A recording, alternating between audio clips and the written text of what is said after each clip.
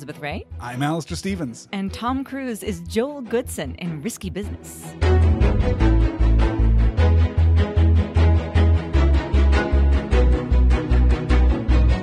I'm excited for this one. This is Tom Cruise's first major real starring role. This is what catapults him into fame, into stardom, into Hollywood. This is what makes him a leading man and the guy.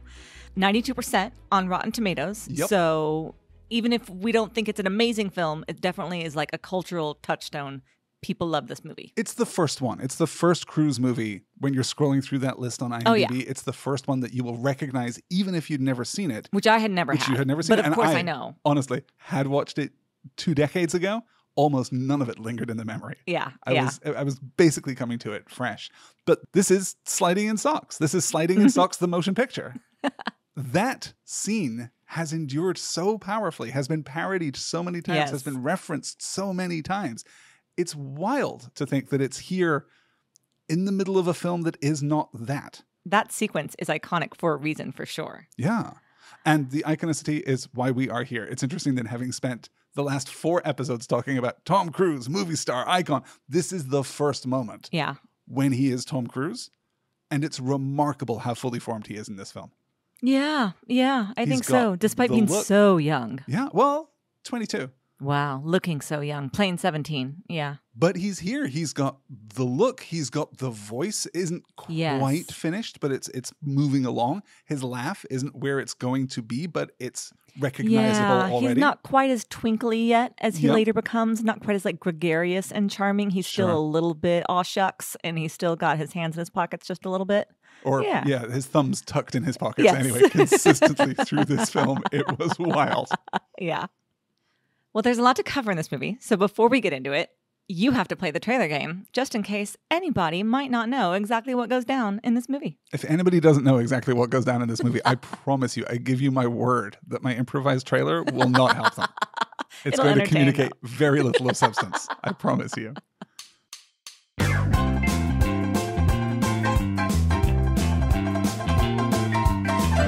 When Joel Goodson's parents go out of town for a week, he is faced with temptation of the salacious kind. After all, it's 1983. What good little Reaganite wouldn't want to start a high-class brothel in suburban Chicago? He'll take care of his high school math class by counting the money. He'll take care of his economics class by ensuring that supply meets demand. He'll take care of his psych class by dealing with the weird Oedipal undercurrent in this film as he protects his mother's precious and fragile egg. Tom Cruise, Rebecca De Mornay, drinking whiskey, getting frisky, risky business. Yes!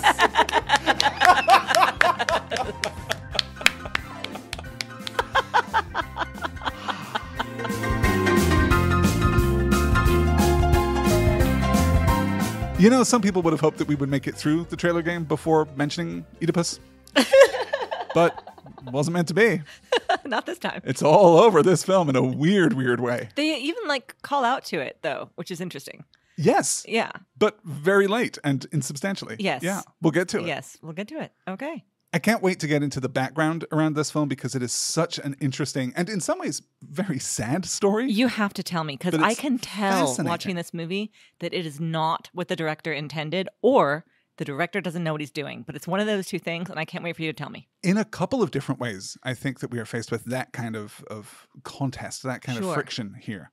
Writer and director Paul Brickman was born in Chicago in 1949 and he grew up in the suburbs of Highland Park. He graduated from Claremont McKenna College in California. He writes 2 scripts for Paramount as a starting screenwriter. Weirdly, The Bad News Bears in Breaking Training, which is the second Bad News Bears movie and We starred, just talked as about we Bad News mentioned Bears. last That's week, so weird. Jackie Earle Haley. The second script is for Jonathan Demme's film Citizen Band, which was later re-edited and renamed to Handle with Care. A pretty influential early Demme work. Okay. I should mention at this point that for a lot of the background on Risky Business specifically, I am indebted to a Variety piece from 2001, all the way back in 2001, written by Dana Harris, which works as a kind of oral history for the film. The link Very cool. to that is in the show notes. I suggest you check it out.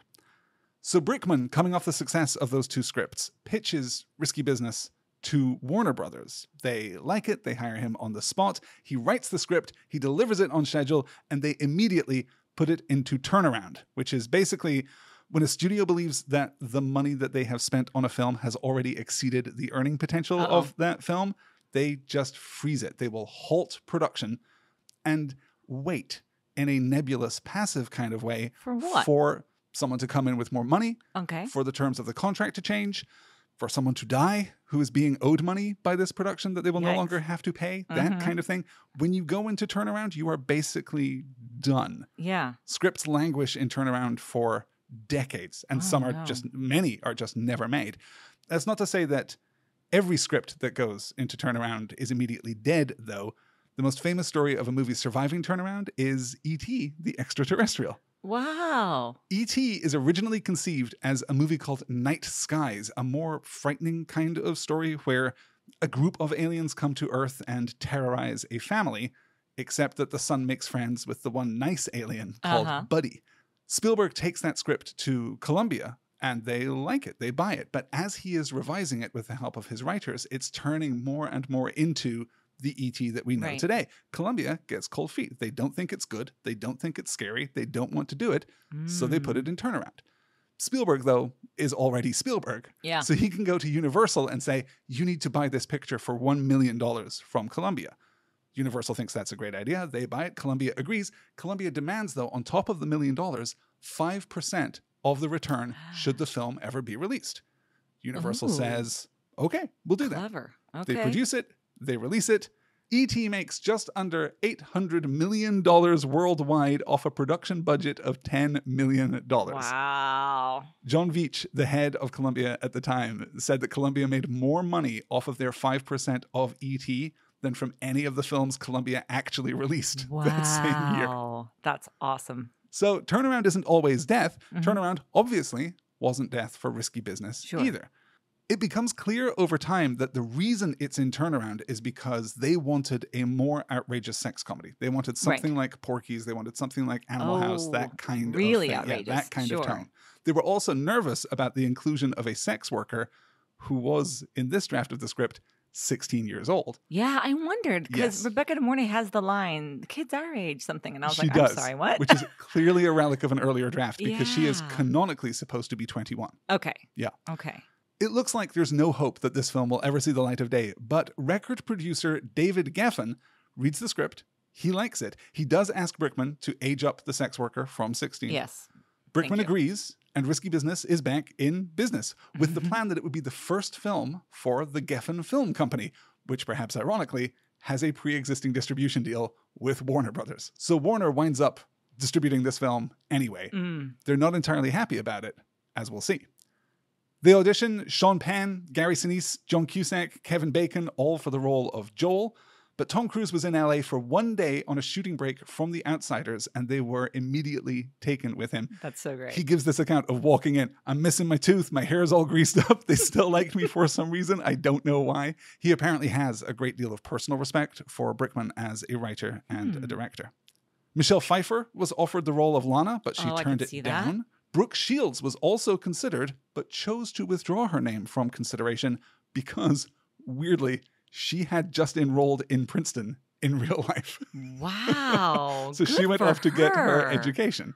Brooke Shields is like the secret hero of this podcast. The secret hero of early 80s cinema, for sure. Wow. Among other actors to audition were Sharon Stone, Kim Basinger, and weirdly, Megan Mullally of Will and Grace and Parks and Rec and, being married to Nick Offerman. Yes. Megan Mullally is in this film.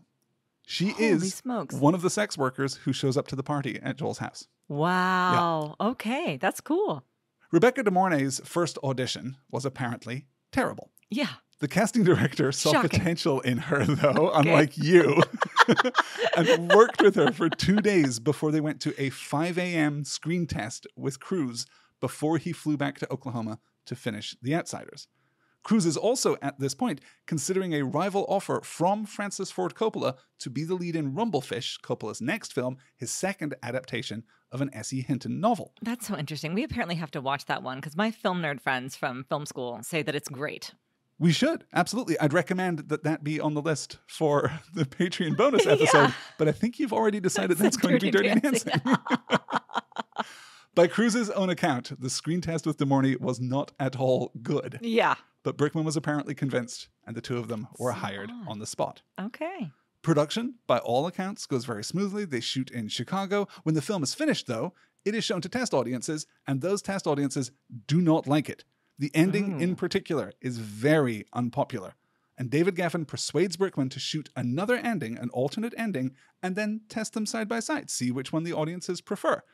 The replacement is much more popular, and that is the one that's in the movie now. You have to tell me, do you know in the alternate ending, in the first ending, in the actual ending? In the director's original ending? Yeah. Was it all a dream? It was not. There is no... Jesus Christ. I know. It's so a dream. There's no version of this where it's a dream. Whoa. The original version is feel played. Much, much darker. It is much sadder. Joel basically does not get away with it. Oh. Yeah. Yikes. Okay. Brickman says, quote, I felt the whole film was compromised by this cheesy, happy ending. I came very close to walking off the film. Some critics picked up on what they saw there as phony, and what can you say? Yeah. You're a smart critic. End quote. The conflict between Brickman and Geffen soured their relationship permanently, and also left Brickman disillusioned by the industry as a whole. There was no premiere for Risky Business. There was not even a cast and crew screening of the film. Warner Brothers tried to minimize the release. They opened it on only 670 screens. This is the same weekend when Return of the Jedi, in its 11th week, is still on 1,700 screens. Holy smokes. Despite this, the movie is a hit. It stays in theaters for 22 weeks and makes $64 million off a budget of $6 million. So an outright hit. Wow. 64 million off of 6 million. Okay. By any measure, a huge smash hit. I just don't think it's very good. Well, that's a different conversation, I think. But the audience clearly did respond to it. They clearly responded to Cruise. They clearly responded to Rebecca De Mornay, who would go on to a really decent career after this. But the bitterness remained. In 1997, when the movie was released on DVD, Warner ignored Brickman's request to include his original ending, despite the fashion of the time being to stuff your DVD with every bonus feature you could think of. They also refused to record commentaries from the cast or crew, or add anything besides the original theatrical trailer to the DVD release. Wow. I'm bummed for the people who bought the DVD, because I did have a couple of DVDs that I got, and that's all I got extra was the theatrical trailer. It was always so disappointing. It's so disappointing. Like you wanted all those extras, especially like little deleted scenes. Deleted scenes were the shit. Goofs. You want goof em ups. You do want the goofs. Yeah. You want the outtakes. Yeah. That was always that was gold on a DVD release. Yeah. Bloopers. Yeah. Gotta get them bloops. I want to see the part where he slides on his socks and falls on his ass. That is every other parody. Oh, sure. I bet of course. Is. Yeah. In 2003, for the 20th anniversary of the film, David Geffen was asked about a re-release including the original ending, and he said that, quote, it sells a great deal every year on video and DVD. There's no reason to re-release it. In 2008, however, Risky Business's 25th anniversary, and the same year that David Geffen suddenly and mysteriously resigns from DreamWorks and leaves the film industry completely, there is at last a DVD and Blu-ray re-release of the movie, including a brand new commentary from Brickman, producer John Avnet, and Tom Cruise. He comes back in 2008, 25 years later, to record this commentary track. I'm so stoked. It also includes a 25-year retrospective documentary on the film and the ending. Yay! I'm so excited. I have to pull back the curtain too to tell everybody that we now have this DVD because you sleuthed it out today and went down to Noble, which we've already mentioned before, the little town that's close to us where the kids talk like cowboys, and went to their little library.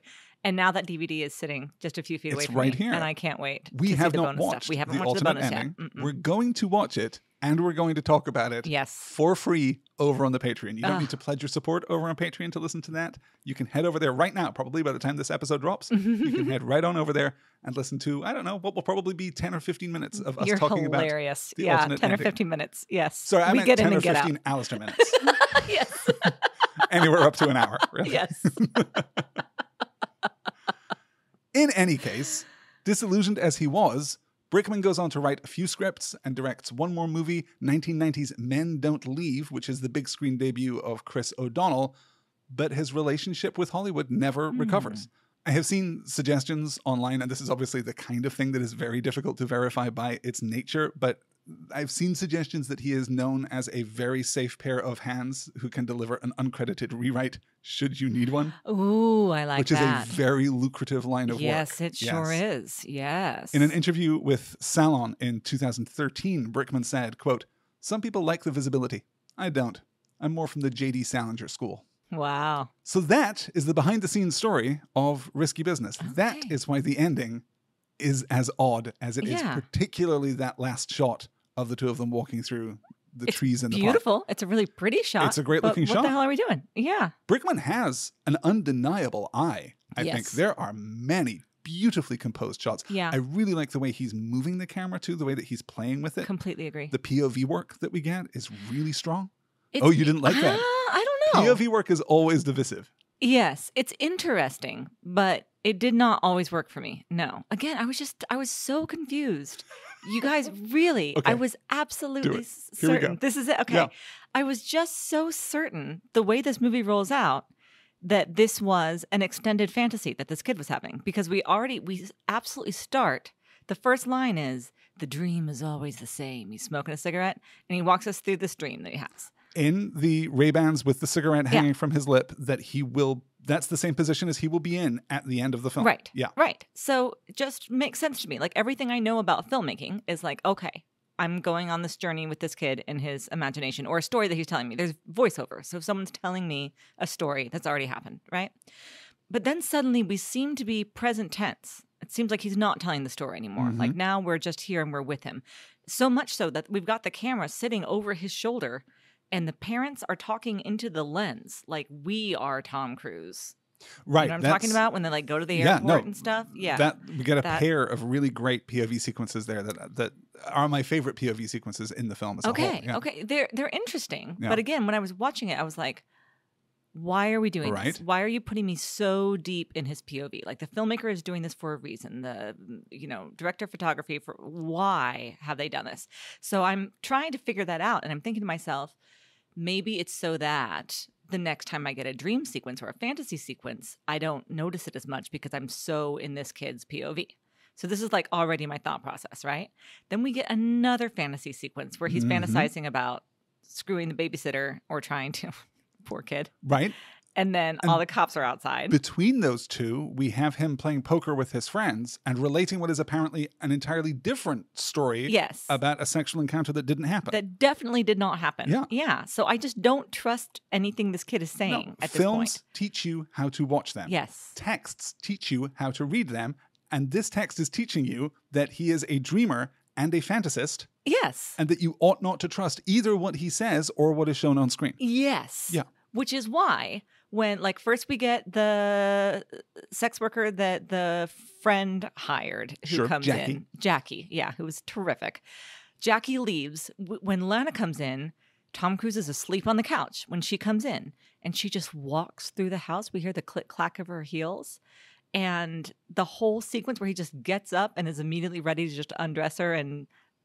Rising wind, the French doors open, the curtains billow. Yes, and like all the leaves blow in, and suddenly he's just like some kind of Casanova type that's screwing her on the stairs. Stairs, very uncomfortable for sex. I don't think that they are. They had to have sex on the stairs because how else could we pan to real-life pictures of Tom Cruise as a very young child? So weird. So weird. It's so weird. So then I was like, oh, this is fun. This is like a fantasy. Sure. And the next morning, she's still there. And I'm like, okay... how long is this fantasy sequence going to last? So then I'm fully 2/3 of the way through the movie before I'm like, this is a fantasy sequence though, right? Like we're still in it. Especially because it works like a stress dream in a lot of ways too. Like just like his fantasy did, he's like sitting there like actually trying to whack off. Yep. And instead, he ends up dreaming about his parents yelling at him through a bullhorn about all the how cops, his parents, her father. Yeah, everybody, about how he'll never amount to anything if he can't, straighten up and fly right and not think about girls so much, I guess. I don't know. But we get him doing the car chase and suddenly being so cool with his friend in the car. And I wrote down, I was like, okay, so the friend is probably here because if you're fantasizing about something, you need someone to witness you're cool. So that's why the friend's in the car. Okay. Mm-hmm. Interesting. None of this, it turns out, is true. It's just me and my brain. It's kind of impossible to refute, though.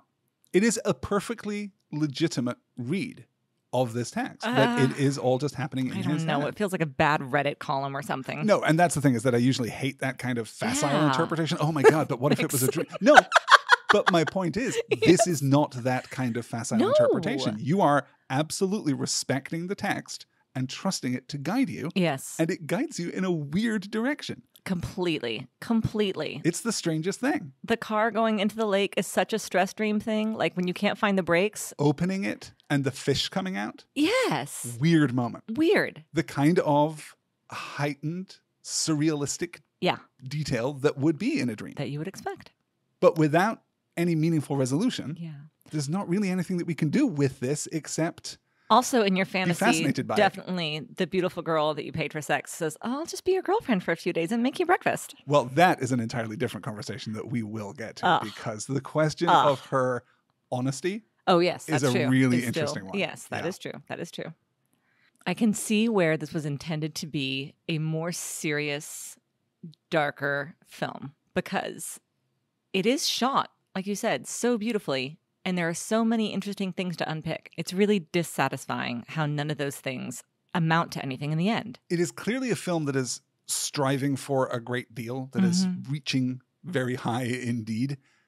And it's entirely possible, I think, that some of those details which could be interpreted as proof of dream sequence imagery or fantasy imagery are instead kind of literary symbolism. Right? Like, it is possible to interpret Rebecca De Mornay coming into the house, like being immediately undressed, the French doors being blown open, the rising wind outside, as being not real within the frame of the text. But it's also possible, I think, to interpret that as the rising passion, nature overwhelming these young bodies. It's like, very Harlequin romance in that moment. It is in that moment, and only in that moment, because it's otherwise weirdly separate from the act of sex, if not the emotional entanglement of sex. Yeah.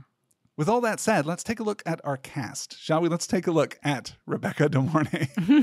You don't care for her at all. I don't. I do think she's lovely, obviously, and she has some nice moments in this movie, but most of the time I find her very just wooden and not good. Just not a good actress. But I think you've liked her in other things, right? Yes. I mean, my fondness for Rebecca De Mornay is inseparable from her attractiveness. She is stunningly attractive. She is just a very gorgeous woman who was at the height of her power and popularity right when I needed her to be at the age of 13, 14. I was a big fan, as we've discussed before on this podcast, weirdly, I was a big fan of The Three Musketeers, where she plays Milady de Winter, and is just so hot. Sure. That film, I think, is 1993. So I was 15 years old. Yeah. All right, fair enough. A lot of my whole Rebecca De Mornay thing. I will say, I thought that she was broadly very good in this film. I thought that she acquitted herself better in Risky Business than I have seen her acquit herself in other things. We just recently watched the ABC miniseries of The Shining with Steven Weber, wherein she plays Wendy. And is not good at all in that series. I mean, that's not a good series at all, but she is particularly bad. I liked her as Lana. She has some real moments. Okay. All right. I would have liked to see Michelle Pfeiffer, but okay. So by the time that she gets to Risky Business, Rebecca De Mornay has one on-screen credit. Weirdly, 1981's One from the Heart, which was the movie that Francis Ford Coppola directed before he directed The Outsiders. It is weird. The smallest industry in the world. It is a small industry. On the set of One from the Heart, she met Harry Dean Stanton, and the two started dating. De Mornay was 22, Stanton was 55. Holy smokes. That is a 33-year age gap. Oh, I hate it. During the filming of Risky Business, however, De Mornay and Cruise began a relationship that would last for 2.5 years, finally ending in 1985. After the breakup, De Mornay and Stanton would become very close friends for the rest of his life. He died, unfortunately, in 2017. Wow. The last role he filmed before his death, Carl Rod, in the 3rd season of Twin Peaks. Yeah. Later, De Mornay would date and be engaged to Leonard Cohen, with whom she had a 25-year age gap. So apparently... God. Just very fond of older men. She was I always very protective of Harry Dean Stanton's reputation. He had a reputation for liking much younger women, even back in the early 1980s. but she was always very protective of him and the way that he had treated her. And as I say, they were very close friends for the better part of 3 decades. To kind of put this in its proper context, perhaps, we should note that De Mornay is only 2 years older than Cruise, even though Lana is 5 years older than Joel in this film. She is most famous, of course, for that early 90s period where she stars in The Hand That Rocks the Cradle, directed by Curtis Hanson, who we mentioned last week because he also directed Losing It. And then, in 1993, The Three Musketeers. Okay. Oh, that's also Chris O'Donnell in that one, right? It's the smallest town. It's the smallest. Okay. But the film isn't just Rebecca De Mornay and Tom Cruise. We also have the debut performances of 2 of the harder working character actors of the 1980s. Curtis Armstrong, who goes on to play Booger in Revenge of the Nerds and is perhaps best known as Bert Viola in the fantastic Moonlighting, which is just coming to streaming services now. If you haven't seen Moonlighting, watch Moonlighting. It's great. Of course, I say best known for Moonlighting, best known in this house as Robert Martin, the guy who can't stop drinking water in season 2, episode 10 and episode 11 of Grey's Anatomy. We also have Bronson Pinchot, who appears the following year as Serge in Beverly Hills Cop, a performance with a silly accent. And then, starting in 1986, stars as Balky in 151 episodes of Perfect Strangers, a performance with a silly accent. I think he's terrific in this film. He is fun. Yeah, he's wearing that same jacket again from Losing It that I talked about. It's the same style. The dad jacket that's sometimes navy. He's wearing that. There you go. Yeah. So it's just ubiquitous. I've never seen Perfect Strangers, but I remember him very fondly from Beverly Hills Cop. Yeah, I've never seen in 1 that. and 3. Okay. It's funny because I actually, the show that I thought of was Bosom Buddies, but that's something different. What's Bosom Buddies? Bosom Buddies predates this film. Wild. It's very early 1980s. That's the Tom Hanks one, right? I think so. Tom Hanks and someone. Yeah. They're shouting it out at home. Hey, get in touch. laststarpod@gmail.com. We should also note the appearance of Joe Pantoliano. Oh, of course. Yes. Just such a hardworking, brilliant, magnetic character actor. Here with a very terrible haircut. He's been bouncing around the industry for 10 years already before he even gets to Risky Business. He is, of course, best known. I don't even need to say what he's best known for. He's best known for Memento and for being the terrible stepdad in that Percy Jackson movie that one time and for eating the world's best filmed steak. Yes. In The Matrix. Looked very good. He's really good in this film. I really enjoyed him. Yeah, he's great. He seems to almost have a better handle on the tone of this film, or one of the possible tones of this film, than any of the other actors. I really like what he's bringing. Yeah, I liked him. He does have that. He's got a seriousness for sure. He's taking himself and his character seriously. But it's just such a bizarre film. I mean, he's the pimp. So, again, we get a reprehensible pimp, which is nice that the pimps are at least always reprehensible. Except Tom Cruise is kind of the pimp too, right? This is part of the problem. It's a problem. Let's get into it. Let's figure it all out. Yeah. We open on neon purple credits over Chicago as seen from the L train. Can we talk about Chicago films for a minute? Absolutely. I just love how Chicago, they start, you're absolutely right, immediately from the L train, so you know where you are. But there's something so different about the feel of movies that are shot in Chicago. I completely agree. LA has got all of that, sunshine and palm trees, and they try to make it look like everything else, but it's never anything else. It's always LA. New York is very special, but it doesn't have the same, I don't know, there's like a glamour to New York and a wealth that reads to New York. Chicago, this is like the rich part of Chicago, the suburbs, but you get this like upper middle class about it that you just don't get on either coast. It's still the Midwest. Yeah. It's the wealthy Midwest, but it's still the Midwest. Yes, yes, definitely. I like that this was shot in Chicago. I think the Midwestern part of his character made a lot of sense to me.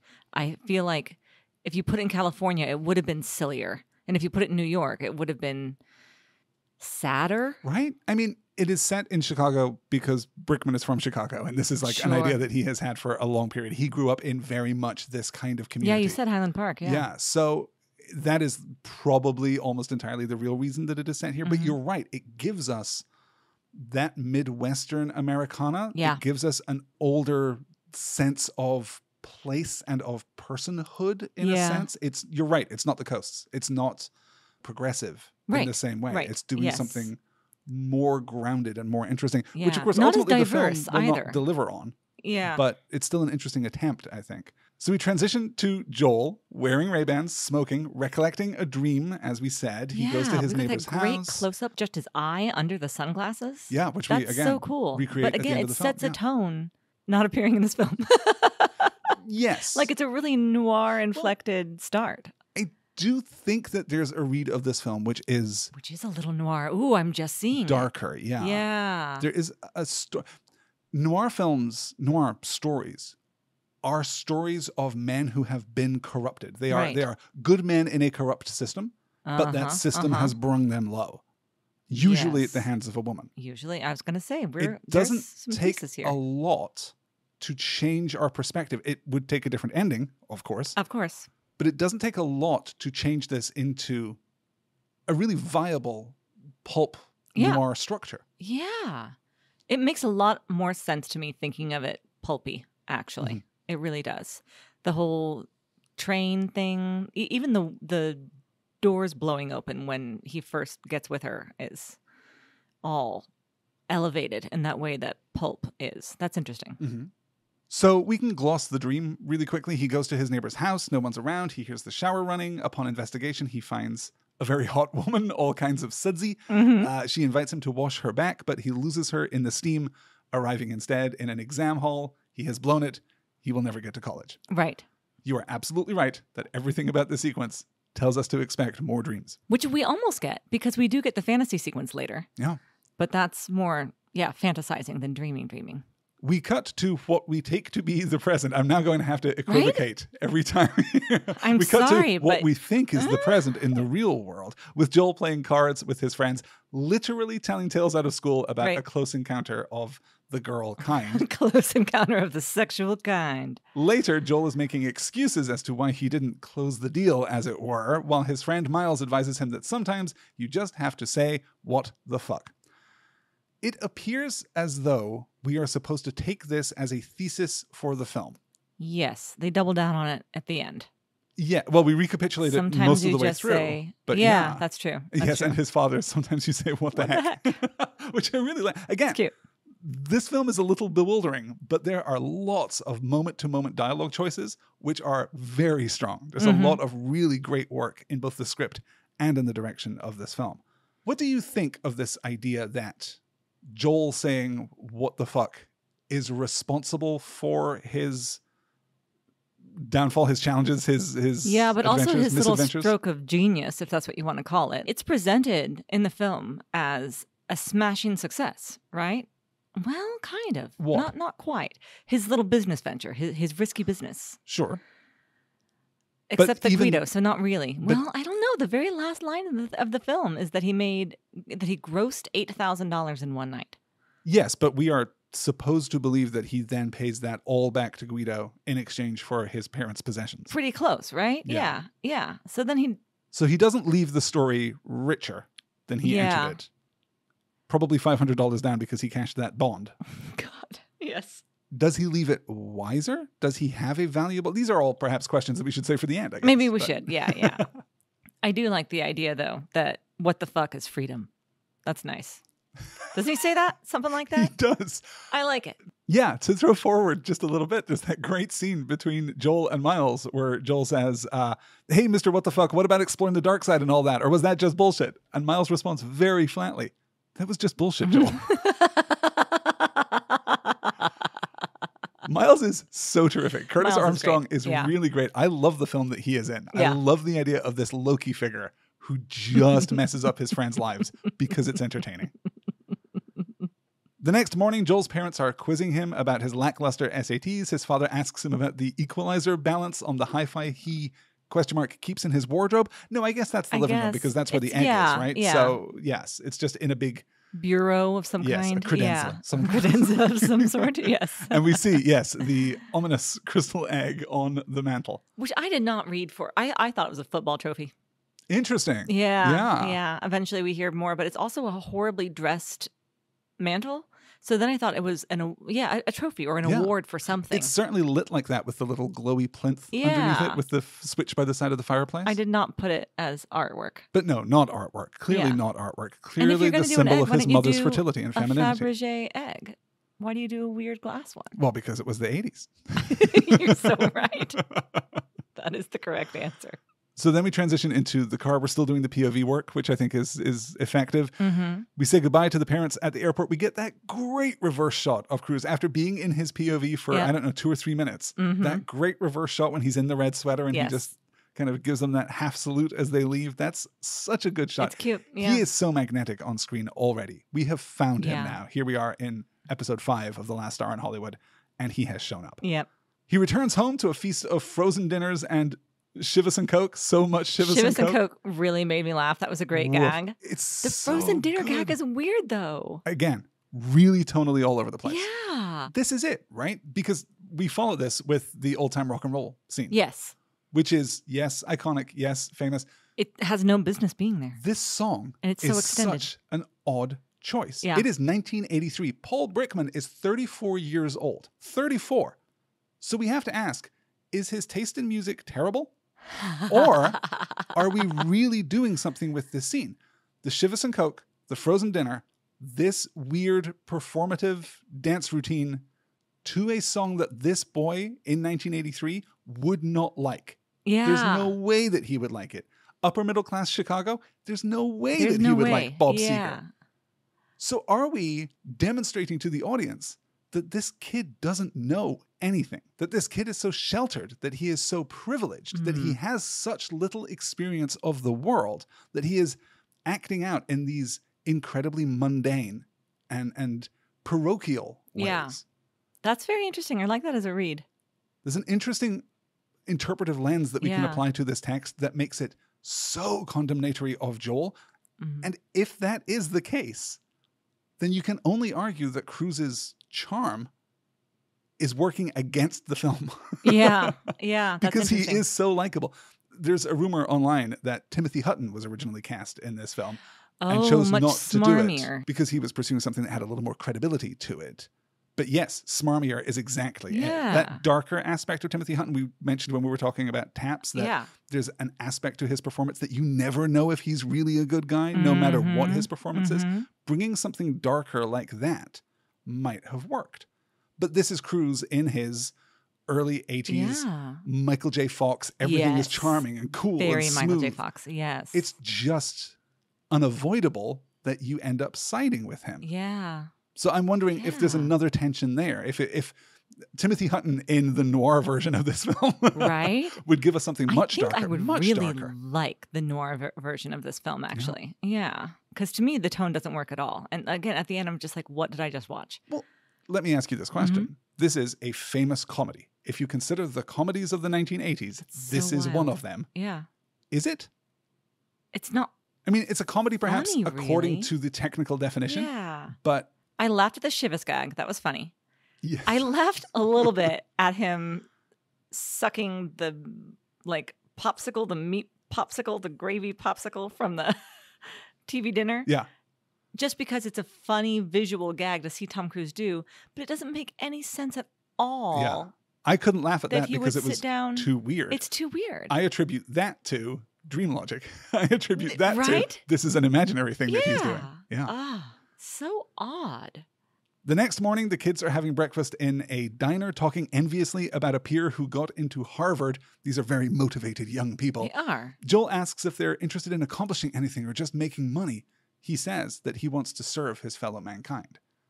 And except for irony, we are not ever going to return to that. Yeah. There's no... He does seem to mean it. He seems to mean it, but also be trying to not show his friends that he means it. He seems to in that moment, right? It's layered, yeah.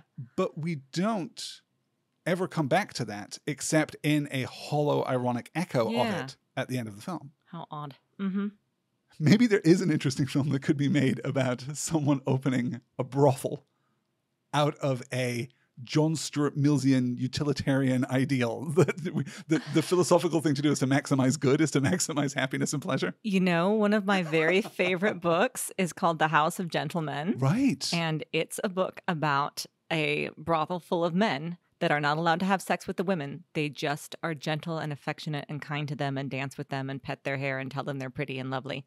Wounded men come to this place to be healed by femininity. Yeah, yes, really and the women come to be, to experience that particular kind of, masculine affection and protection. In a safe environment. In a place where their safety is guaranteed. I'll drop a link to that in the show notes. Yes, do. At a meeting of future enterprisers, a name that I do not like and which sits very uncomfortably on the tongue, Joel and Barry argue about their project. Later, back at Joel's house, Glenn shows up with his girlfriend asking to borrow a room. As Barry tries to interest Joel in the memo minder, Glenn and his girlfriend are having comedically loud sex upstairs. Yes, in Joel's bedroom. He says, sure, you can use my room. Yeah. Don't you find that weird? There's no way that's a 2-bedroom house, first of all. It's a Chicago mansion on the lake. So his parents' room might weird him out a little bit, but certainly there's a guest room. Why do you send somebody upstairs to have sex in your bed? I don't know. I kind of like the idea that this is just, that there are only 2 bedrooms. That his parents have this palatial master suite. Sure. And he has his regular sized bedroom tucked away. He doesn't want anyone going into his mom's room for sure, right? You can't have sex in his mom's room. That would ruin whatever Freudian nightmare he has brewing inside of him. Joel and Barry leave the house, taking, against his parents' instruction, his father's Porsche. It's interesting that we do not in any way shine a light on the decision to take the Porsche. There's no way. It's clear, the tone of the film, right? Yeah. His dad says, don't take the Porsche. Of course he's going to. We don't have to spend a moment doing it. Yeah. I love the beat of him backing out of the garage, stalling it, and then having to turn it over again, which is also structural because this car just doesn't like starting, I guess. We get that later when they're being pursued by Guido. Mm-hmm. So they drive around for a little while. They race a bunch of guys who pull up next to them at a light. This is really just showing off the Porsche. Then we turn reverse donuts in a parking lot. Do you think that the Porsche is a cool car? I think it's kind of ugly. I don't think it's a very cool car. No. I think a lot of those late 70s, early 80s Porsches, they're just a little ugly. I'm bothered by the shape of the headlights. Yeah. I know that the pop-up headlights are very cool and fashionable at the time, but they're a weird shape. Yeah. And an ugly color, too, like that. Oh, the gray? Yeah. I want it to be silver, but it's not silver. It's like shark gray. Yeah. And I don't know. It just doesn't work for me. Yeah. Maybe if it was red, I would have thought differently. I don't know. Maybe if it was a Corvette, you would have thought differently. Oh, I definitely would have thought differently if it was a Corvette. Yes. The next day, Miles is reading from sleazy classified ads as Joel, a very good boy, is tending to the yard. Yes, he is a very good boy. Where did he find those ads? I need to know. I mean, I guess that's like just every newspaper, is it right? Every newspaper in the 80s you could just... know. I'm curious about this. Or if it's one of those like, you know, you pay $3 to even open the bin. Are you suggesting there's a sex paper? Yes, basically. Interesting. I would feel better about that than that this is just tucked in between the funnies and, you know, the movie cinema schedule. Yeah, I don't know. I don't have a lot of experience of American newspapers at all, let alone of the 80s. I just always think of them as being wholesome things. I can tell you, growing up in Britain, that newsstand tabloids would literally have topless women on page 3. That was a phenomenon that was absolutely prevalent when I was growing up. Wow. Okay. Yeah, just you would open the front page of the newspaper right there. There'd be a little column of like a political story or something that nobody cared about, a little gossip story at the bottom, and just a large, like 3/4 page picture of a girl without her shirt on. Wow. Okay. Weird, upsetting, right? Like and weird that was just a part of British culture that everyone accepted for the longest time. Wow. The 2 big offenders for that were The Sun, an absolute tabloid rag, and The Daily Star, which makes The Sun look like, you know, the New York Times. Oh, wow. Ugh.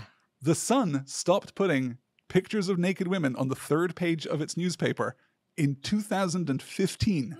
No! The Star stopped doing it in 2019. Oh my gosh. Wild. That is wild. Wow. Ew. Well, the good news is now they can just use that page for really top-notch journalism. Yes, I'm sure.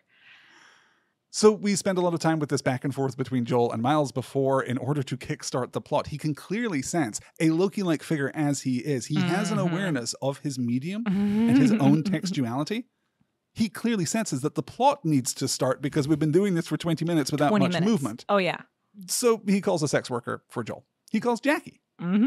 Only for it to be revealed when Jackie shows up later that night that Jackie is not what was expected. Mm-hmm. I don't know what word to use for Jackie because I don't know what Jackie's deal is. Yes. Jackie turns out to be a trans person, which has...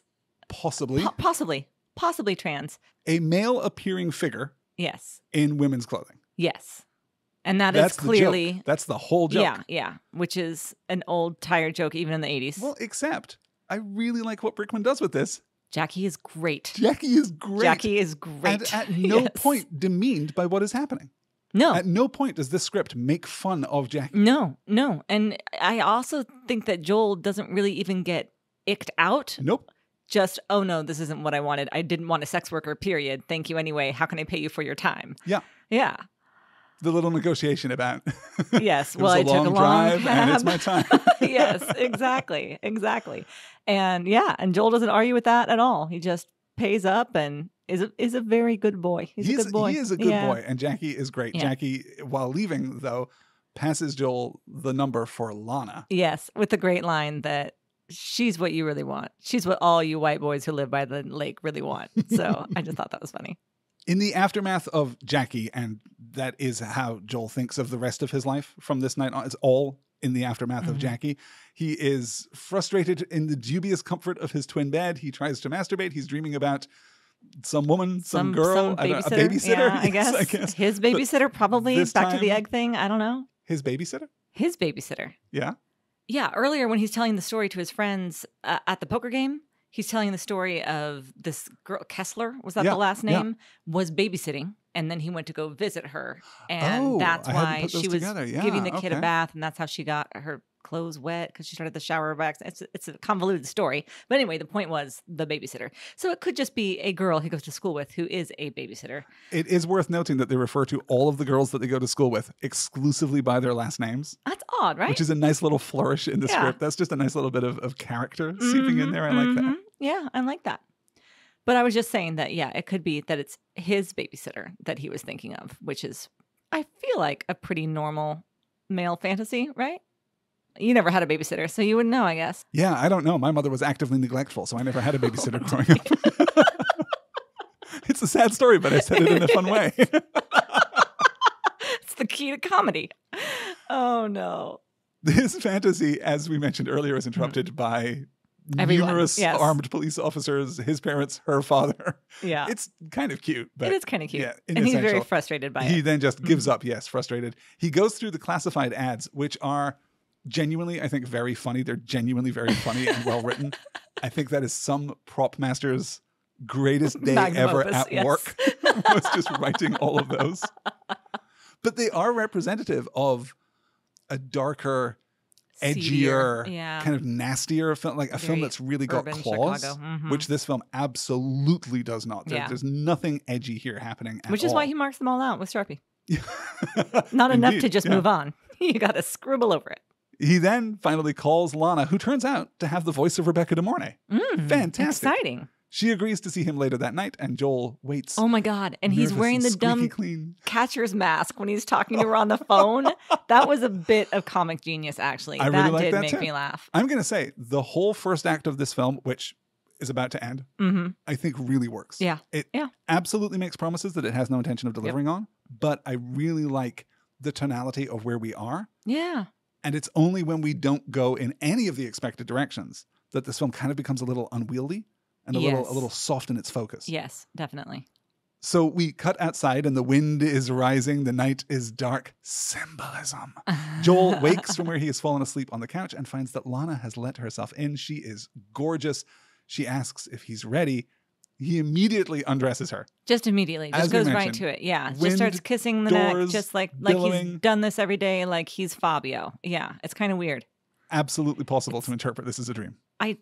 Yeah. Almost unavoidable to not. Almost unavoidable. Yeah. We have the sex on the stairs. We have the actual childhood pictures of Tom Cruise. They have sex in the office while the American flag flutters on TV behind them to indicate the end of programming. It's that late. And also his manhood, I guess. But also America, goddammit. Yeah. Wow. Odd. Well, let's talk a little bit about the America of it all. Let's talk a little bit about 1983. Let's talk a little bit about Reaganomics. This is a very it's a very Reagan-era film, right? We talked a little about this in previous films because, of course, all of that energy, all of that, It's Morning in America energy is suffused through all popular culture at this time. Obviously, risky business is doing something different with it, with the outright economic inflection, right? Sure, yeah. We talked last week about the most successful element of losing it being Wendell, being the nasty little capitalist. The capitalist guy, right? yeah, sure. What do we make of Joel here? What do we make of this comfortable, privileged, upper middle class suburbanite? It sure does feel like something from another time, which it is. But one of the things I was thinking as we walk through this house is like, does this class of person exist anymore? I'm sure that they do, but I feel like I see such a larger stratification between the wealthiest and the poorest, and that you just don't have all of those. No, I mean, the middle class is dying. This is an observable phenomenon. Okay. Wealth is being sequestered away in the very top end of the economic spectrum. This is not my strong suit. Economics or American politics before the past 10 years are not my strong suit, so I know you're not from here. When you say Reaganomics, I don't know exactly what you mean. Reaganomics is essentially the idea of a merciless free market, a basically unregulated capitalist free market, coupled with the notion, the lie, the myth of trickle-down economics, right? Yeah. The idea that it's great for the rich to get richer because when the rich get richer, everyone below them gets richer too. Which is such an odd... I don't know how they sold that. Yeah. It's very much the latter half of the 20th century. And again, I should asterisk all of this by saying, I'm not from here. Yeah. This is a layman's interpretation. I'm also not an economist. I'm not trained in economics at all. But my understanding is that this is very much the 1980s pivot on the 50s notion of the American dream, right? The idea that anyone can make it. Now the idea is, well, the rich can make it, but that will benefit all of us. And it will lead to an increase in the middle class, which honestly, for a while, it did. But then it stopped being that. It stopped working that as businesses are consolidated and as money is sequestered. So I guess to sidestep the economics and get to the narrative of it all, does this framework, does this context make it harder for you to connect to Joel? Easier for you to connect to Joel? Should it change our connection to Joel? Do you think that the script wants it to change our connection to Joel? Are we supposed to look at him like he's a shitty little capitalist, like he's just another Wendell? He's just exploitative. He's only preoccupied with making money? Are we supposed to take his earlier disavowal of the importance of wealth in his life to be true, to be real? Yeah, like he does feel a little bit like a turncoat, right? Like he starts by saying he just wants to, make it into a good college and not mess up his future. And but he doesn't just want to make money. He really does want to make something, to does he say something about change the world? Or he doesn't say change the world. He says serve his fellow mankind. Serve his fellow mankind. Yeah. And and we talked about how like maybe he was teasing a little bit, but he did seem also to mean it. And I think what we get once he goes into business, as it were, is a sullying of that aw shucks good kid raking the backyard that we had before. Well, except that those two things, I think, in this period are not opposed. They are not mutually exclusive. You think of, we've mentioned already Michael J. Fox, who made a career in this period by playing guys like this, right? Yeah. It's the oft-cited criticism of Back to the Future. The only flaw that is often cited in Back to the Future is that the end of the film is just, here's a shiny new truck. Here's the shiny new truck you always wanted. That you always wanted, yeah. You have traveled in time and your reward is capitalist increase. He plays Alex P. Keaton, a noted early example of that young Republican capitalism on sitcom television. So this is absolutely an archetype that we are playing with. It is an archetype that is usually presented in a lighthearted or comedic fashion. But it is something that we broadly as a culture are pretty comfortable with in 83. That is the end of the first act. And I want to note Brickman's incredible structural acuity. The end of the first act falls exactly where it should. It is exactly the kind of change in circumstances that the end of the first act should carry with it. He also nails the midpoint later. It's good stuff. Does he nail the midpoint? It feels like the midpoint is a good 10 minutes late. No, we'll get to it. It's almost exactly to the minute where it should be. Really? Yeah. Okay. The next morning, Lana demands $300 for the night. Would you like to guess what $300 in 1983 is worth today? Well, I checked for the $125 that his parents left him, and that was $380. So I'm going to guess around $7. Math is happening. No, it's $1,015. $1,000. $1,015. Wow, my math isn't good. Holy smokes. Lana is getting paid. Okay, well, she should. She's very good at her job and lovely. Apparently so. Yeah. Joel goes to the bank and cashes a $500 bond given to him by his grandparents, which is accompanied by a card that reads, quote, "May your life be filled with happiness and joy." Returning home, he finds that Lana has gone, and she has taken the crystal egg with her.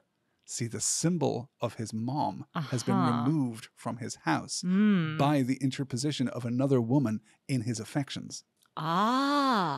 Yes, sure. I'm only 40 to 50% serious about this read of the film, but It's that there. 40 to 50% is compelling. Yep. No, you can, you can back that thesis, I'd say. Joel talks Miles into helping him. They stake out the fancy hotel, the Drake Hotel in Chicago, Yes. a very famous institution, and Lana arrives in the company of an older man.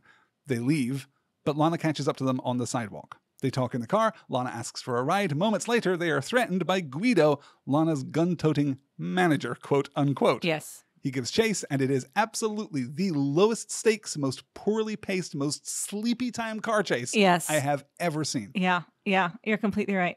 Let's talk about pacing in this film. Pacing in this film is fucked, right? Isn't it just terrible? Well, not to put too fine a point on it. Yes. It's really poor. Yeah. There's no sense of the flow of time. His No. parents are gone for a week. It seems like a long weekend to me. Rebecca De Mornay says your parents come back Sunday, right? Yeah, but he's So, in like, school maybe a most Thursday, days. Friday, or should be in school most days. Okay, yeah, I don't know. I'd say maybe 5 days, maybe a full week. Yeah. I'm not sure. But that's the thing, is it's impossible to keep track Who of. knows? It feels like every time we reset to a new scene, it's the next morning. Yeah, and then we always just like fade to black, and Yeah. then we're in a new spot, and we can't really tell. Yeah. So the pacing is just all over the place, which isn't really a problem, except when you need pacing for excitement, like in a car Like chase. a car chase. Yeah. This is With a Porsche. pretty poor. The scene doesn't seem to end. It seems like he's just, we do outrun him, and then Cruz gets the take almost to camera where he says, "Porsche, accept no substitutes," or whatever it Yes. is, right? Is that it? Is that Yes. the actual slogan? Yes. Is this just product placement, just in the grossest way? No, I don't think it's product placement. It's more of a wink. I think it is a joke. Uh, I don't know. I would completely buy as well that this was improvised. I would completely buy that this was just Tom Cruise doing Sure. that to camera. And Curtis Armstrong just leans in and says, "Hey, fuck you," which is very funny. I think the timing there is excellent. It's cute. Yeah. But yeah, then they just all laugh and it fades to black. And Yeah. you're like, all right. Because we've outrun the armed pimp who is in hot pursuit of them. It's fine that we should just Yeah. have a laugh line and fade to black. Oh, so odd. I feel like I've said that 18 times. So odd. I'll cut but half it of is. them out. Yes. Thanks. Back at the house, the following morning, Joel talks with his parents on the phone while Lana, wearing a Princeton sweater, symbolism, So cute. pours though. his orange juice, the way a mom would. Oh, yeah. Makes him breakfast. This Yeah. is another reason I thought it was a fantasy. I was like, sure, in your fantasy, your perfect dream girl wears a Princeton sweatshirt with no panties and makes you breakfast. Yeah. Obviously. The no panties, I think, is implied in It's this implied. scene, right? Yes. They talk about Guido, and then it is time for Joel to go to school. Lana, though, doesn't want to leave.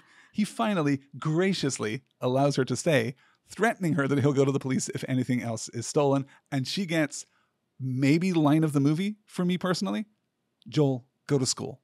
Go learn something. Yes, Mom. Yeah. I Interesting. think her delivery there is great. Mm-hmm. That's fair. So then we do this split montage of Joel at school and Lana at the house. When Joel gets home, he finds that Lana has brought home her friend, another Sure. sex worker, Vicky, who has already had sex with Glenn because the passage of time is soft like taffy Yes. in this movie. Who even knows? Why wasn't Glenn at school? I don't know. She gives Joel $50, but he demands that they leave.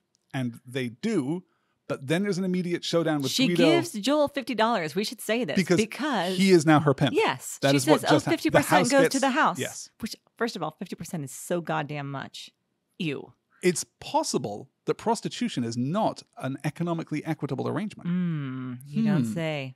That is an unfortunate scene for me because Vicky is the one who says, "Oh yeah, 50% goes to the house," and she's not like savvy in the way that Lana is savvy. Yeah, Vicky is a bit of a misfire. Yeah, Vicky, the comedic prostitute, I guess? not, I think, what this film needs right now. No, I would agree. We don't need to go broader in our treatment of sex workers, particularly not after we've done such a good job with Jackie and with Lana. Yeah, you know? yeah. So Joel demands that they leave, and they do. And he says, "I am not the house." We cut to him on his bed with his weights. Yeah. He has changed clothes. Did you notice what he was wearing? I sure did. He's back in those cut-off jorts again. Tiny little jorts with slits at the sides. He stole not those so tiny. from the set of Endless Oh, Love. no. I can only These believe. have a clear 4 inches. Weird fashion choice, though. Weird. Working out in denim, too, cannot be an enjoyable experience at all. Absolutely not. We then see, he hears voices, and we look out to see the women and Guido on the lawn. In the same place and we again, just left them. How much time has passed? It was definitely enough time for him to change and start his workout. And start a workout, yeah. So they went outside, obeying just the letter of the law, went outside and just stayed on the lawn. And just stood on the lawn? Yeah. Did they call Guido to pick him up? This is the proof that it is all a setup. For me personally. Oh, I see what you're saying. When he asks her at the end of the film, was this real or was it all a setup? Was this entire thing planned? Did you plan from the jump to take me for all I've got? Mm-hmm. And she says no, but you don't believe me. Yeah. I think it was a setup. Maybe so. That makes more sense. It makes sense of so much in this story. It does. It does. It helps it along.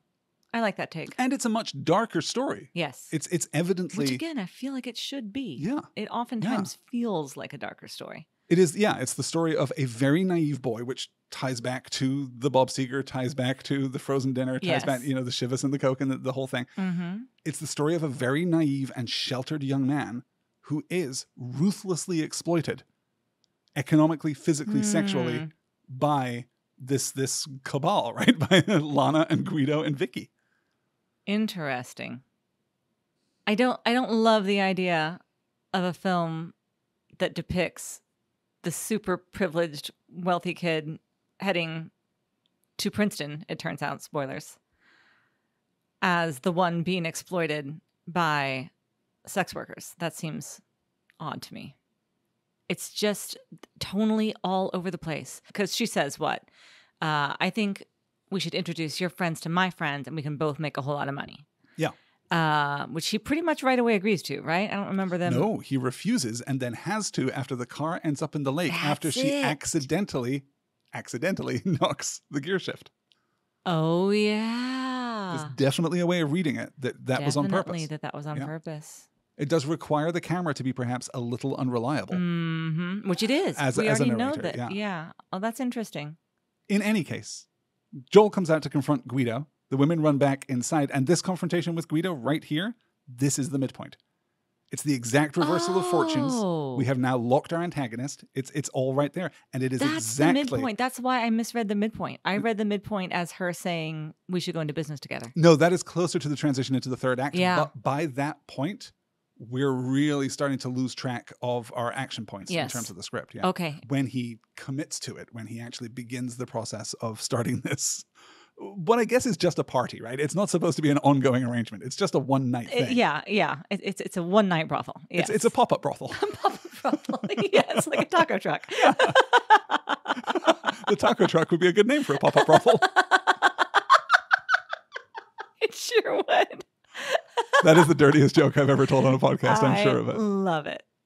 Later that evening, Lana comes to talk with Joel while he is studying. She asks if he ever gets high and if he wants to go get ice cream. Another fantasy. Girlfriend and mom. Do you want to go get ice cream? Yeah. What? Yeah, ice cream sounds good. Okay, Mom.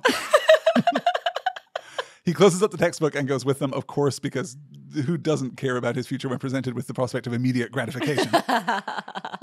We walk by the water, and this is the scene where Lana outlines her plan. Mm-hmm. Hey, I've got friends who like to have sex for money. You've got friends with money. Yep. Maybe we could put these hands together for an advantageous arrangement. Mm-hmm. She really does come with this full-formed, it seems. While dodging his questions, too, about her private life. He's trying to connect with her as boyfriend and girlfriend. Yeah, and she's not having it. This doesn't work. No. We have determined the limit of Rebecca De Mornay's acting ability, and it is subtext. Yes. We just can't get to it, which is one of the things that oddly makes it more ambiguous about whether or not this is in fact a setup, because her behavior here is so weird. It is weird. It is weird. I don't like the bit about her leaving home because her stepfather kept coming on to her. Like, that's another darker, different movie that we're not in. But it's also impossible to tell if that's true. She throws it out in such a weird way, and then we don't inspect it at all narratively, right? No. And she gets mad at him then. What does she say? Don't judge me while you sit here leaning on your dad's $40,000 car. Yeah. Although he doesn't seem to me to be being judgmental in that scene, does he? This is the problem. It's so weird. I'm not getting any of that. I'm not getting it. Yeah, doesn't work. And then we talked last week about Cruise's first car-based stunt in his career. Yes. Now we get the full thing. Now we get the real deal. This is Tom Cruise, action guy. Is this him then? He doesn't have a stunt guy? He does this one? No, I mean, there's long takes of it. Obviously, like there may be certain shots where he's interposed with a stunt double. I was wondering about the one where the car physically falls into the water and he falls into the water with it holding onto the car. Yes, I wonder about that too. Is stunt double territory for certain. And it's unlikely that he would have got insurance clearance. Unlikely. I think so too. At this stage I of am his curious career. though. Yeah. The physicality of trying to stop the car, the desperation that comes with it, that Tom Cruise ability to barely be in control of something. Uh-huh. I mean, that's his whole career from this point on. Yeah, that's every Ethan Hunt performance. That's every, this is kind of the thing. So it's interesting to see in a movie before we even have his cool, before we even get Tom Cruise movie star, we get Tom Cruise action stunt guy. Yeah, that's true. Though we should note, as we were talking about pacing, this is another scene that just ends. Yeah. The jetty collapses, the car falls in, Cruise falls in. Yep. His friends run up, shout for him. Yep. And we just fade to black. Yeah. No control over the rigidity of the pacing here. The car is fished out of the lake. Joel returns to school where he confronts the school nurse and demands that his recent absences be excused, otherwise it will wreck his GPA. Yeah. But he becomes so insistent that he is instead suspended from school for 5 days. Which he should be. He grabs her by the lapels. That was not cool. Yes, not cool at all. And he is also kicked out of Young Moneymakers Club. Yes. Monopoly Guy Club. Monopoly Guy Club. The exact movement of this plot doesn't completely work for me. The pacing really is a problem now, but the overall shape of it, I think, is convincing. Beginning with him closing his textbooks and going to get high and have ice cream. We didn't even mention the very charming scene that he has with Bronson Pinchot as they are discussing whether or not he is high. Oh, yeah. I am so high. Mm-hmm. Really good, like warming character-based stuff there. Yeah. But making this choice to abandon his future for immediate gratification. Yeah. Then the whole scene with Lana where he's pushing this thing that he should not want and cannot have. The car, of course, being the consequence of this. And then his behavior with the nurse. This all reaches a peak when he comes out from the building. It's night again, by the way. Yes. Another whole day has passed. Mm-hmm. Mm-hmm. He takes Glenn's bike and rides off into the night. He goes to, he pauses to scream at a train, as you need to do sometimes in certain circumstances. Mm-hmm. And then he winds up at Lana's apartment downtown. How does he know where she lives? This is not answered. This is not clear. It's also really weird that when he goes in and he's exhausted and he's giving this very physical performance of someone who is fatigued and is just worn down, he goes in and she gives him the most maternal hug I think I've ever seen on film. Yep. She seems in that moment I was ready for 15 years eye older roll from her. Yeah. Yeah. But we didn't get one. I guess it was supposed to be a sweet, touching moment. And that's it. He is at his lowest ebb. He has no choice but to follow Lana's plan. Mm-hmm. And this is where we transition into the third act. We cut ahead to the setting up of this new business endeavor. The women arrive at the house. This is where we get the line, "Some of these girls are wearing my mother's clothing. I just don't want to spend the rest of my life in analysis." Yep. So he's self-aware enough to know that it's happening already. And tells her to talk to them, please. Yeah. Yes. Yeah. Yes. We should say, too, this is when we get the iconic outfit. This is when we get the blazer, the black T-shirt, and the Ray-Bans. Like a switch has been flipped. So cool. So cool. And that blazer is like the thrifting find of my dreams. It's awesome. I do not rate 80s fashion. That is a great blazer. Blazers are maybe the only good thing that survives from 80s fashion today. Men's blazers, the women's blazers were terrible. We had those crazy shoulder pads, remember? Yeah, and the weird nipped in waist with the giant buttons and the double breasted. Oh, they were awful. But the men's ones and like the skinny ties, that's Sure. a cool look. That's still a cool look. Especially That still now looks for good. like Yeah. women wearing menswear. Like that's, Yeah. would wear. That's awesome. This is, no kidding, the first opportunity that I have had to ask you this question here on the podcast. Is Tom Cruise hot? No. No, it's interesting. Interesting, right? We'll talk about this. I don't want to spoil the story. When we get to Legend, I have a story about Tom Cruise. But I don't think that he is hot. He's very cute and he's attractive. Dreamy even, but I don't think hot. Not to my eye anyway. But this, you're right, this moment of transformation into the epitome of cool. Yeah. This is undeniable. This is what gets the world's attention. Yeah, I think so. He pulls it off. He really does. Especially since it's such a contrast to that "Aw gee shucks" kid that he had in so many other performances and even earlier in this film. Yeah. We were talking earlier about how, like, at this time period, like, being a capitalist, being in future enterprisers or whatever was, like, considered cool or virtuous or all-American or something. Is the same still true of smoking? Oh, absolutely. Okay, I wasn't sure if the smoking was supposed to show that he's like descending into a den of iniquity or that he is cool. No, we are smoking all the way through. You know, we open with the boys playing cards and drinking beer and smoking cigars. Yeah, you're right. That we is open with still, teenage rebellion in 1983. It'll be interesting to track, actually. What is the last Tom Cruise film in which smoking occurs? And when it's cool. Because now, smoking is for bad guys. So from here on, wow, the plot just accelerates. Things just spin out of control. Mm-hmm. The house is full and the party is swinging, but Joel has forgotten that the Princeton recruiter is coming tonight for his interview, because who doesn't interview kids at 9 p.m. on a Saturday night? So silly. They shoo Barry out of the little office where he is working as the, mafia accountant for this particular enterprise. Again, very cute performance. Yep, he's darling. The recruiter is unimpressed with Joel's resume. Anyways, looks like the University of Illinois, with the weirdest take I've ever seen. Such a weird take. Yeah. Later, Joel and Lana talk about how things are going, but when his parents call, Lana gets wildly horny for trains. Also, let's go make love on a real train, she says. And then they get on the shitty L? Because he's playing with a train set, which, as we all know, is an unsinkable aphrodisiac. If only when the boys had gone down to Tijuana and losing it, they had bought a train set, they would be fighting the girls off with a stick. The train is so really dirty and nasty. It's the least sexy train I have ever seen. But at least we're spending 5 minutes waiting for people who keep giving them judgmental looks to get off the train. And then the houseless person, that he shuffles off onto the platform, covers in his coat, and then goes back on and immediately starts making out with Rebecca De Mornay as hard as anyone has ever made out with anyone. It's a bizarre sequence that I wanted to like, because I was like, oh, sex on a train. This could be fun. Nope, not fun. Grimy and gross and weird. And also, if you're kind of into like sex in public and voyeurism and whatever, and you want somebody to look like, okay, that's interesting.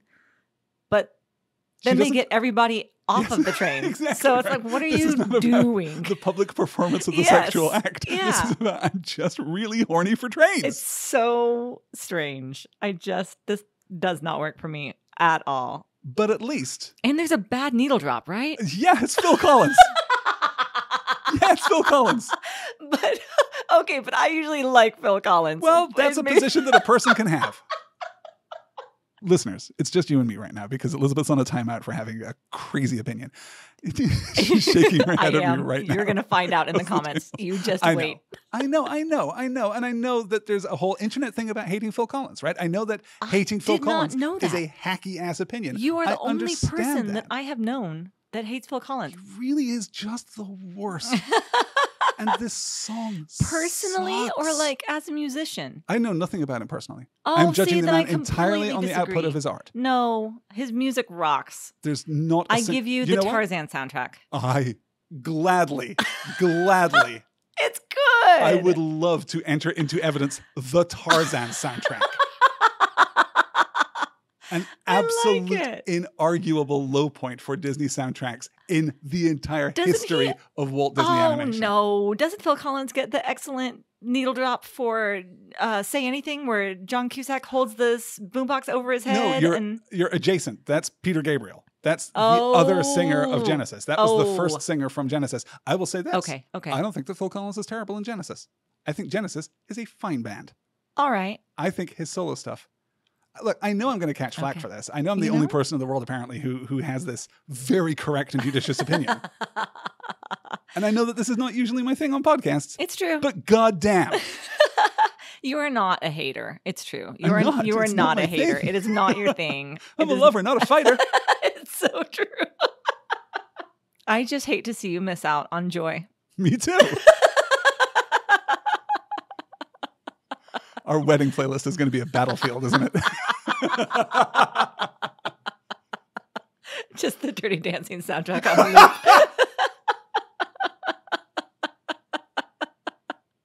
The next day, another fresh start, new day, Joel goes to pick up the car, but when he returns home, he finds the house empty. It has been denuded of all of its furniture. The entire house, yes. He calls Lana, but Guido picks up, admitting that he was the one who stole all the furniture because of course he was. What are you doing? Yeah. His parents have landed, but Joel isn't there to pick him up. He is instead buying everything back from Guido in a flat comedic scene. Yeah. That does not feel like it belongs at the end of the string of events that we just watched. And it turns out it doesn't. This is the new false ending, right? All of this? I don't know how far we go, actually. I'm not entirely either. sure where the break point is. I believe that it's 7 minutes, but I don't know exactly where that lines up with the existing cut of the film. I'm very curious to find out. Yeah. And he almost forgets the damn egg. Yeah, so then we just go through the motions, right? Yes. It's buying all the stuff back. He spends his last $40 on the egg, except that the egg is $340, so Guido has to float him $300 because he's good for it. A weird callback to the amount of $300. This is just like a final twist of the knife about sleeping with Lana that first night. I don't know. Anyway, he gets the entire house dressed. He gets it completely set dressed again. So in a couple of hours, I guess, because if Princeton doesn't work out, professional set dressing. Yes, really exactly. Good. Or go work for HGTV. One of those two things is He can be one of those college hunks hauling junk. Exactly right. His parents come back. They are completely bamboozled by this chicanery that has occurred, except that there is a small crack in the egg.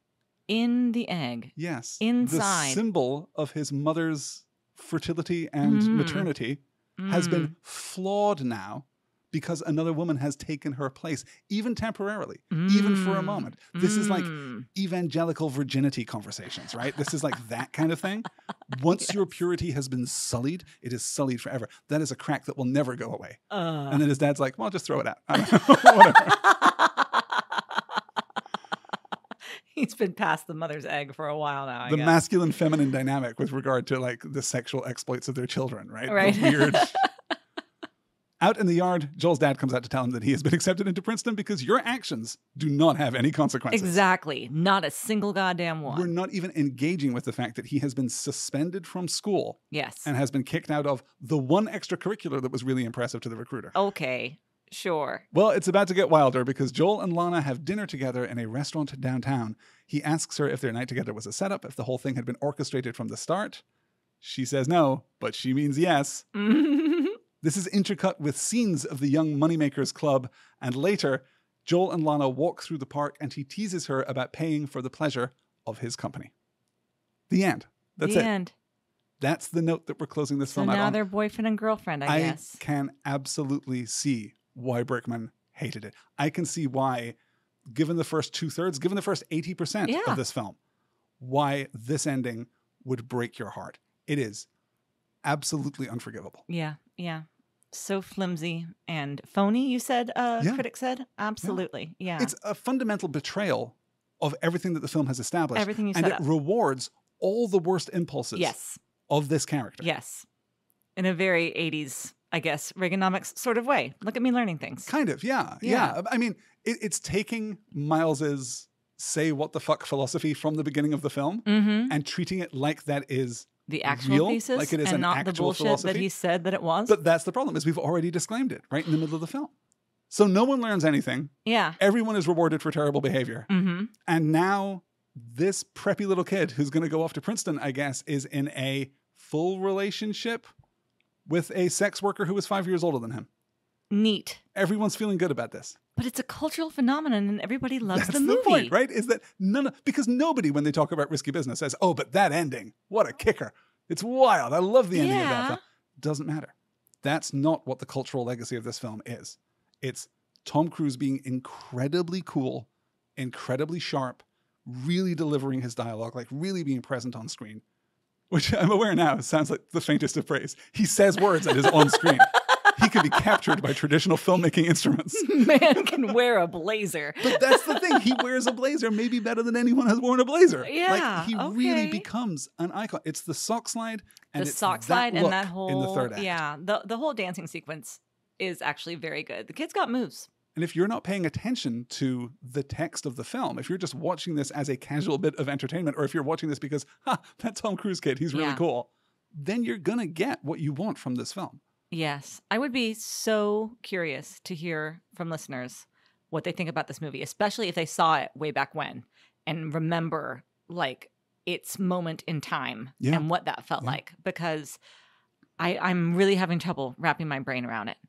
I'm wondering if it's still got rewatch value for people too, or if things have just changed too much and movie making has changed too much.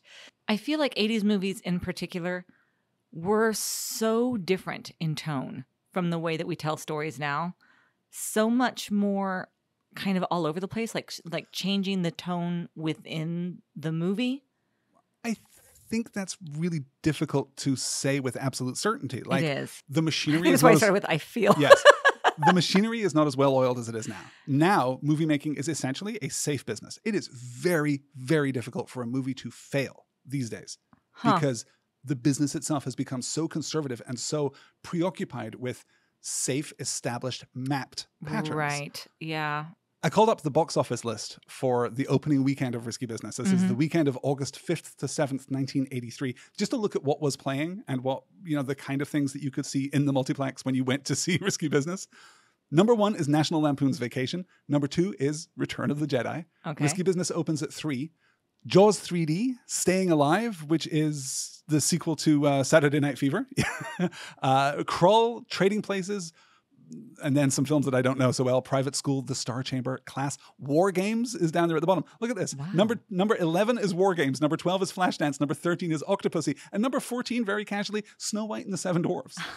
That's so weird. Is apparently playing the 1983 re-release of Snow White and the Seven Dwarfs. So I guess the question now, as we transition to our discussion of where this should go on the big list, is more about legacy, right? It's more about influence. It's more about how this film lives in the memory rather than the experience of watching it by itself. When you think back on Risky Business 3 months from now, 6 months from now, a year from now, are you going to remember this frustrating descent into lunacy at the end of the film? Are you going to remember the pacing issues? Or are you going to remember the sock slide, Bob Seger? Are you going to remember Phil Collins? Yeah. That's a good question. I don't know. I don't think this one is going to have a lot of staying power for me. Besides the Bob Seger, like that's a really great sequence. I really did think it was a lot of fun. But the rest of it felt pretty floppy. And I think I will also remember the crazy French doors blowing open and the leads coming in and naked Rebecca De Mornay, because it was stunning. Like that was a vibe. But in a very different kind of film, right? So different. In a Franco Zeffirelli film, that scene makes a lot of sense. In a dream. Yes. I just don't know. Yeah, I don't think that this one is going to have the same kind of staying power for me. I think this one might be a product of its time.